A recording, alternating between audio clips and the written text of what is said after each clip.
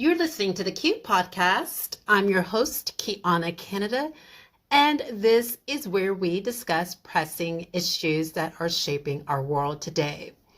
In today's episode, I want to talk about the troubling trend in the United States that continues to persist, and that is where law enforcement officers are brutally mistreating Black women.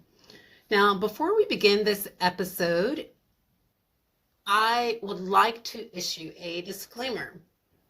The information contained in this episode is not intended to cite violence or hatred against any group of people. It is essentially for educational and informational purposes only. So over the last few years, my content, or since I filed an asylum claim, my content has been shadow banned, and I have not been able to get my own justice to determine exactly who is shadow banning my content. Again, the shadow bans first started when I wrote two critical articles, of course, while I was in the Republic of Ireland against the United States.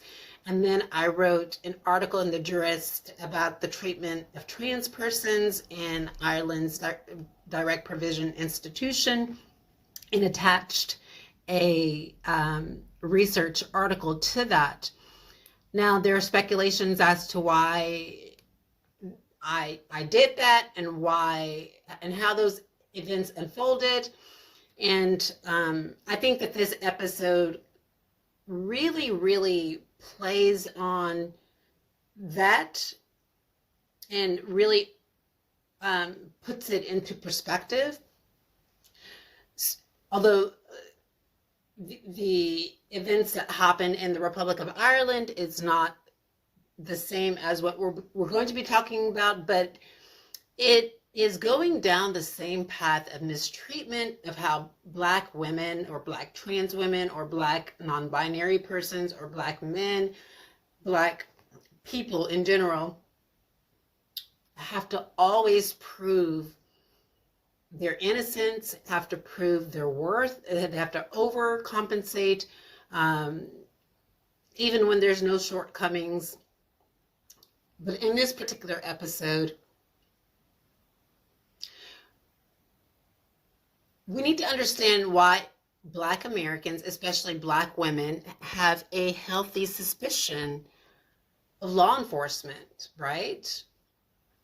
So, again, before we get into this, this particular episode may not get too many views. Again, my Twitter account is at Kiana_Canada. That's QUIANNA_Canada. And of course, I will be uploading this to that Twitter account, but of course, I understand now that my Twitter account is being shadow banned. And basically what I mean by that is, although my Twitter account is visible, so authorities and their agents that are working under them are making it where none of my videos gets any tweets or responses or comments, and that the only responses that are tweeted or liked are video that fits their narrative of what they think is going on in my life or what's going on in the life of Black people. And this really tells you the frame of mind of these people that are actually engaging in the shadow banning of my content, that there is a racial element to this social undermining. And of course, again, this particular video is going to delve into one aspect of that. So let's get into that. So we need to recognize that the historical ill treatment that have faced Black Americans for centuries has a lot to do with the way that law enforcement officers has mistreated us. So from the slavery era to the present time, there has been countless instances of ill treatment and violence that has shaped the Black experience. The mistrust of law enforcement is a direct result of this troubling history. Indeed, research shows 2/3 of Black Americans don't trust the police to treat them equally. However, when you look at that same research, it clearly shows that most white people that are Americans they do feel that they will be treated fairly by law enforcement officers. And that's something to really think about. Now, there was a criminal justice fact sheet that was uploaded by the NAACP, and I checked various platforms to see if this was an accurate depiction and if these statistics were accurate. And it seemed that they were. And it said that Black Americans are incarcerated at more than 5 times the rate of white Americans. This, of course, is a clear indication of the racial disparities that exist within the criminal justice system within the United States of America. And if we are looking at these statistics, it shows that African American women are imprisoned 2 times that of white women. Now, some of you who are watching this may argue, like, you may say, well, Kiana, maybe Black women are committing more crimes. But I think that that's just not an accurate depiction. If we look at the population, Blacks maybe are now 14% of the US population. The majority of the population in the United States are whites. So it's factually and scientifically and statistically impossible to argue that Black Americans are committing the most crimes within the United States. It's just impossible when we look at the statistics. So, in recent years, several high-profile incidents have shed light on the mistreatment of Black women by law enforcement. And figures like Omarosa Newman, she was a former White House aide and a reality star, and comedian Monique Hicks, who is just renowned with her comedy and her jokes, have felt compelled to record their encounters with those in power. Now, if you remember, during Manigault Newman's interview on Meet the Press, she said that if she had not recorded it, I believe it was on I think she even mentioned this on several interviews. I think it was on the Meet the Press interview, and then I think on a CBS interview as well. She said that if she had not recorded her encounters with the Trump administration, then people would say that she had a credibility issue, right? And that is always one of the go-tos for people in the dominant society. They say that Black Americans have a credibility issue, that you can't trust the things that we're saying, that, our testimony is not credible, that the things that we're saying is untruthful. And of course, I'm pretty sure that with Manigault Newman, in her experience throughout her life, I'm sure that has happened to her before, and she felt compelled to record these encounters. So I could just imagine Manigault Newman working in the Trump administration and her being, I want to say, condescended to by General Kelly, or even some other administrators within the Trump administration. And having this go on and not having her grievance unheard and not being able to get a remedy for that. And I'm sure that that had built up for a period of time, that she felt the need to record her encounters. And the same thing with Monique. Monique expressed quite clearly, and she articulated this in her interview with Shay Shay, with on the Club Shay Shay, with Shannon Sharp, that she felt the need to record her encounter with those in power as well, because had she not did that, then there would have been a credibility issue and people would have said that they didn't believe her. And this is something that is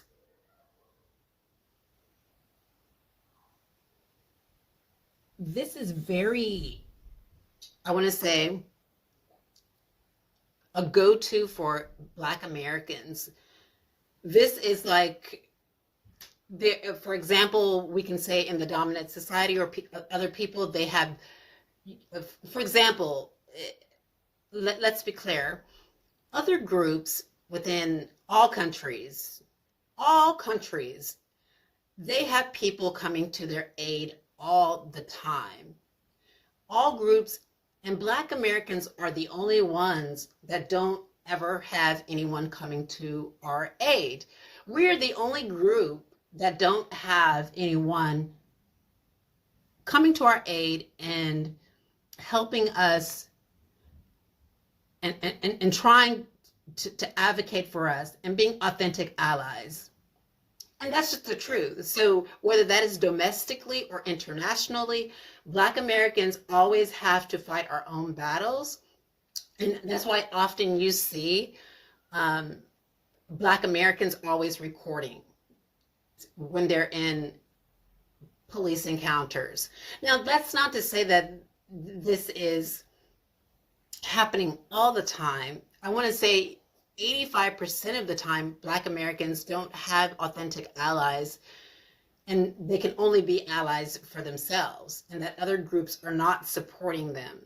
And 15%, there may be 10% that may support Blacks, right? And maybe there is 5% who they're not really sure what to do. So again, this is our alibi. This is our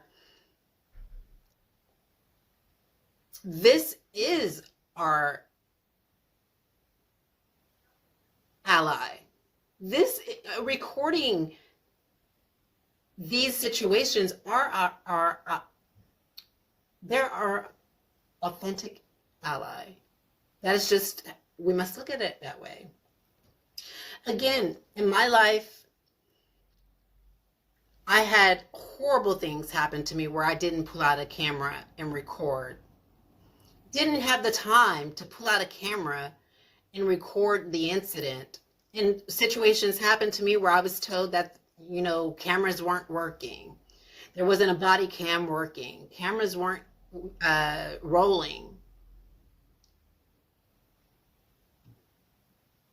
And now I see quite clearly that this is just misinformation. And that sometimes we really do need to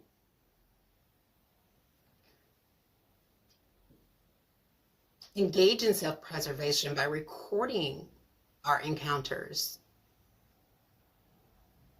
So now we can understand, you know, even Manigault Newman, she worked, let's put this into perspective. Manigault Newman, Omarosa, worked in the White House. She was the top White House aide, and she felt compelled to record her encounters. You have Monique Hicks, a renowned comedian felt compelled to record her encounters. So what do you think is happening for the people that are not recording?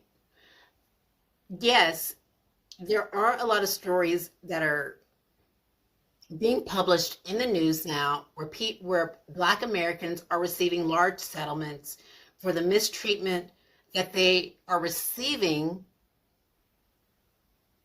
at the hands of law enforcement. But ladies and gentlemen, you need to understand that this is only a small percentage. So like you'll see 15 stories, but there are thousands of stories. So 15 people, 15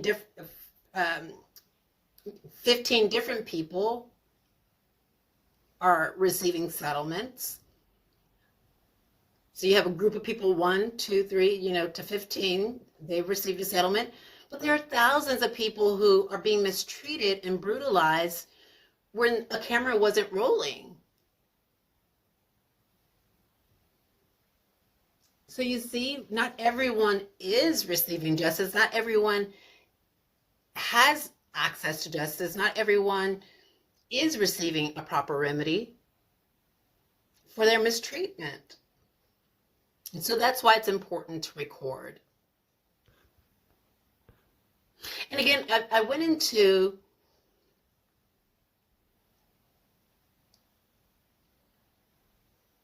why we do feel compelled, but let's go into it some more. So recording these interactions is crucial. And again, it allows us to expose power imbalances in our dominant society. So Black women and Black people in general are often, as we know, perceived, like I said, as less creditable. But with these recordings, we can present undeniable evidence of the mistreatment that we face. So, as an example, there was a video of a Black woman being drugged by the police, and a male friend of hers immediately whipped out his camera and he started to record. So basically, in this encounter, police were dragging her across the floor, and she was screaming and crying, excuse me. And her friend, he whipped out his camera phone, and he started to document the incident. And in that specific encounter, police took the woman behind closed doors where the camera couldn't record what was happening. And that was troubling. That was troubling. And it's sad that we have to resort to this.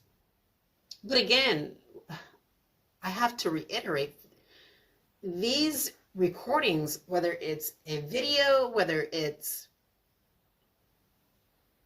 a phone, it's our alibi. Recording these encounters protects us and shows the world how events truly unfold in real time. Again, something happened to me.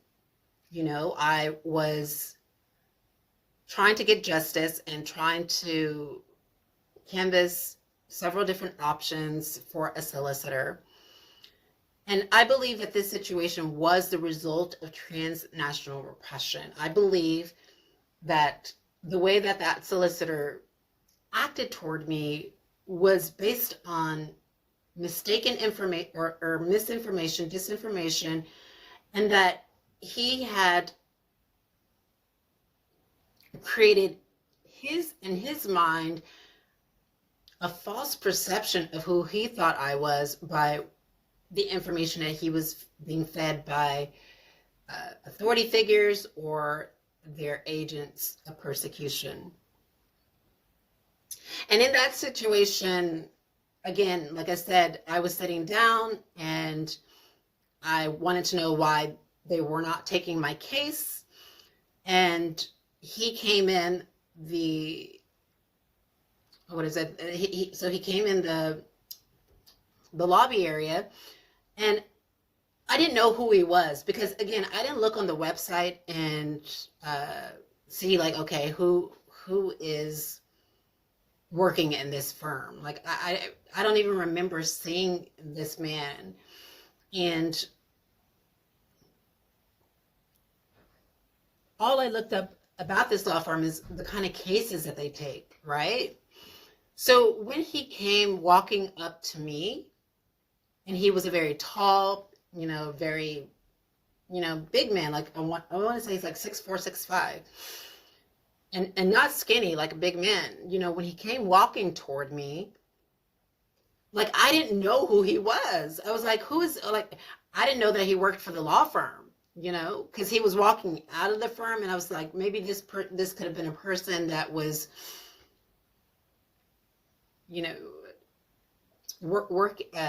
that's working for the agents of persecution, and maybe this is a person that's telling the law firm not to take my case. I've never seen this guy before. I don't know who he is. And so he's walking up to me very quickly and aggressively, in my opinion, and it caused me fear. So I took out my camera and I started to record. And we were having conversations, and he was standing in there, and where he would go, like, I would keep the camera on him because I was like, who are you? Like, I don't know who you are. You're coming to me. And he did articulate in the video that he was a partner in the firm. And it was at that point that I knew, but I didn't know that before he approached me in what I thought to be an aggressive manner. Now, could that situation worked out differently? It truly could have. Those two solicitors, they could have taken me into the office and they could have said, okay, these are the reasons why we're not taking your case.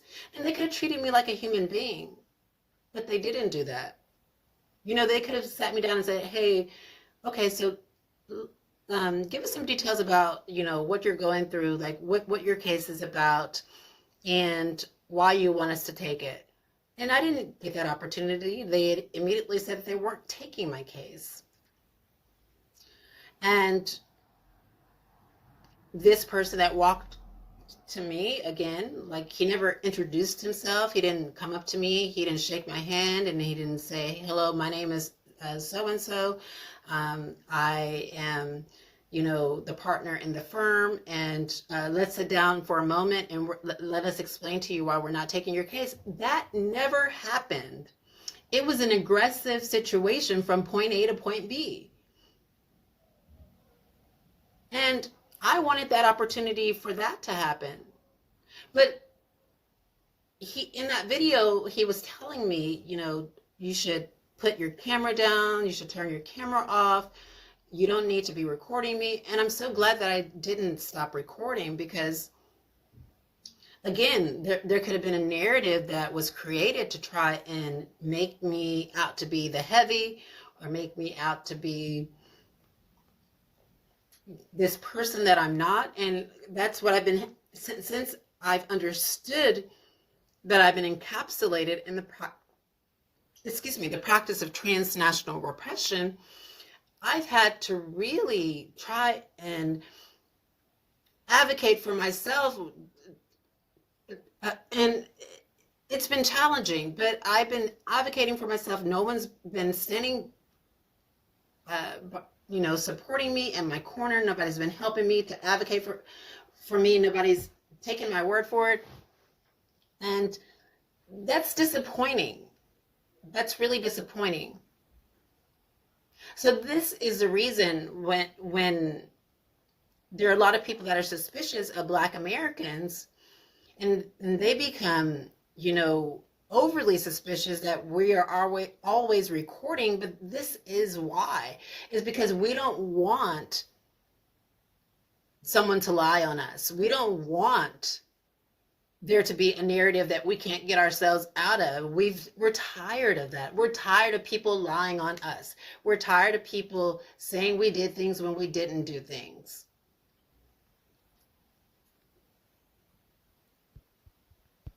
So recording these encounters protects us, and it shows the world how events truly unfold in real time. Omarosa Manigault Newman, Monique Hicks, and the Black women who have been brutalized in the media recently by American law enforcement. What these incidents do is they highlight the power dynamics and systemic issues that contribute to the discrimination faced by Black women in the United States. Recording, again, I can't say it enough, recording encounters with the police and other powerful groups has become a necessary means of self-protection of Black individuals. Now, until systemic change occurs, so we know that might not happen for a while, but until that does occur, this practice serves as an essential tool for marginalized communities. It does.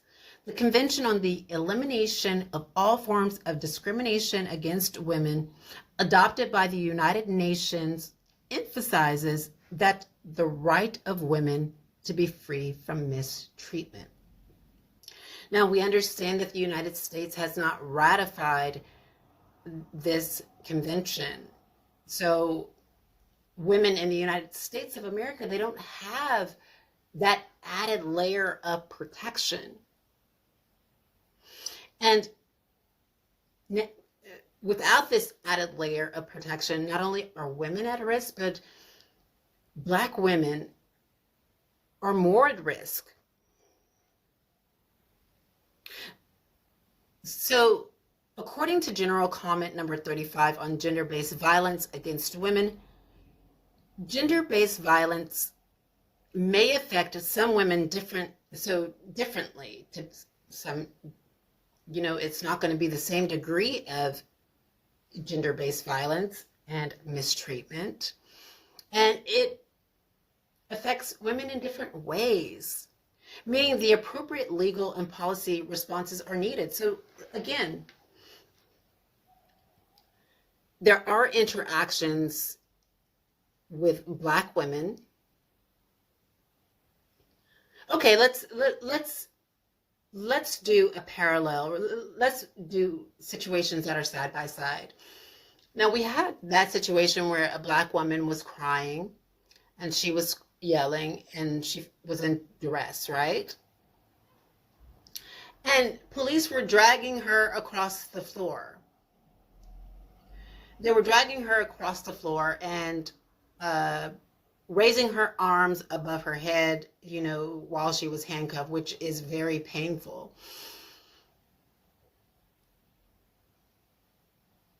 They did that to her. And there was another incident where there was a white woman who was in an airport, and she was acting the same way. Maybe the circumstances were different, but in this situation, this woman was scantily clad, and she was doing the same thing. She was yelling and screaming, and police treated her differently. So again, as the United Nations has found, gender-based violence may affect women to different degrees in different ways. And we see this playing out in front of us with these headlines that are being published every day. So as we conclude this episode, let us remember that the mistreatment of Black women by law enforcement is a deeply troubling issue that requires urgent attention. We must continue to have open and honest conversations. We must educate ourselves and support the necessary reforms to ensure that safety and the well-being of all persons, regardless of their race, gender, or background, are treated fairly. Thank you for joining me today. And remember, education and empathy are crucial steps towards a more just and equal society. Stay tuned for our next episode on the Q podcast, where we will delve into